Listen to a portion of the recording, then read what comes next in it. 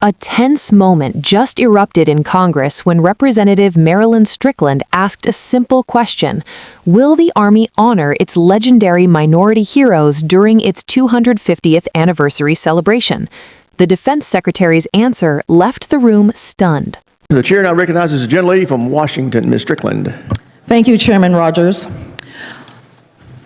I represent Joint Base Lewis McChord, home to over 40,000 active duty service members and their families. JBLM is the Department of Defense's most important installation for projecting power into the Indo-Pacific region, hosting the Army's 1st Corps and 1/3 of the Air Force's entire C-17 fleet. I want to start by recognizing the Army's 250th birthday. I am an Army brat myself. My father served in the military. He joined the Army when it was segregated, and he continued to serve when President Truman desegregated, something that probably would have been defined as woke back then.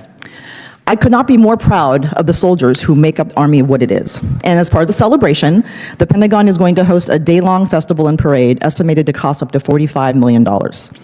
Department of Defense officials have described this as a generational recruiting tool and a plan to highlight every era and legendary leaders throughout Army history. So, Secretary Hegseth, do you plan to include displays of Colin Powell, our first Black chairman of the Joint Chiefs of Staff?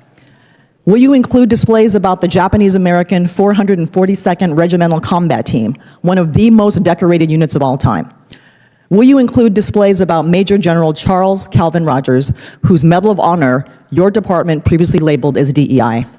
Recent articles by Stars and Stripes, Military Times, and others outline how your team has gone to great lengths to wipe out references of these American heroes.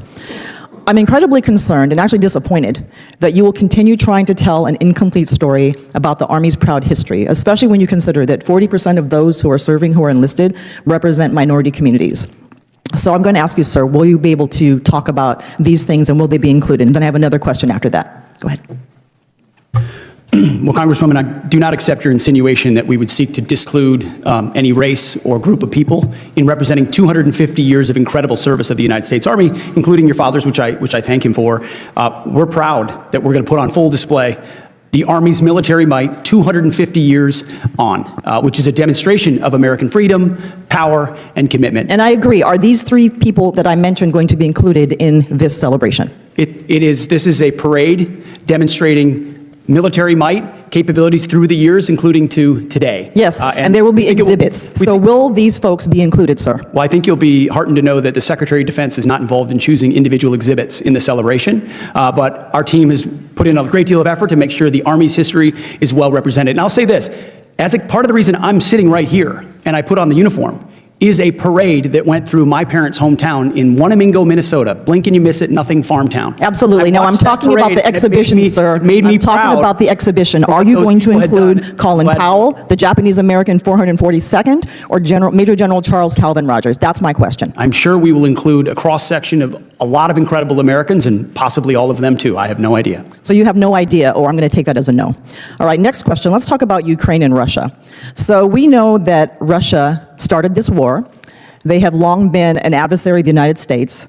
And at the same time, you heard the president make some really interesting comments, not including Russia in the widespread random tariffs. So I think one question I will ask you as we talk about wanting peace, because we all agree that's a desired outcome, do you and the president support surrender to Russia by Ukraine as your definition of peace?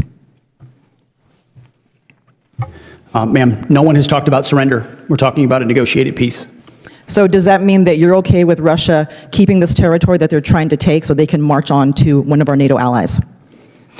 Ma'am, I think the situation is unfortunate, unleashed by the previous administration, but everyone that talks about winning and prevailing has yet to present to me a plan that's going to push the Russian army out of those territories. So, sir, I appreciate you talking about the previous administration often, but we are now in this administration. So as the person who serves at the pleasure of the U.S. president, do you believe that Russia is a true adversary, and is your definition of peace going to be surrender of Ukraine from this invasion? Ma'am, I've never said surrender, and we're prepared to negotiate what we hope will be a lasting peace. Thank you. I yield back.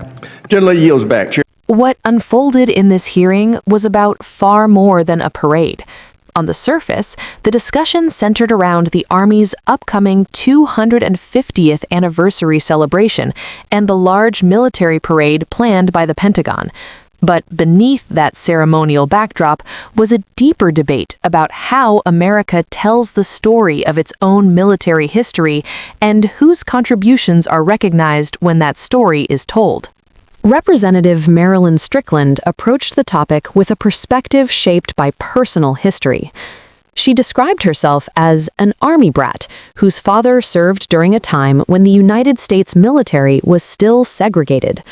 That detail matters because it reminds us that the Army's history is not just a story of battlefield victories or military technology.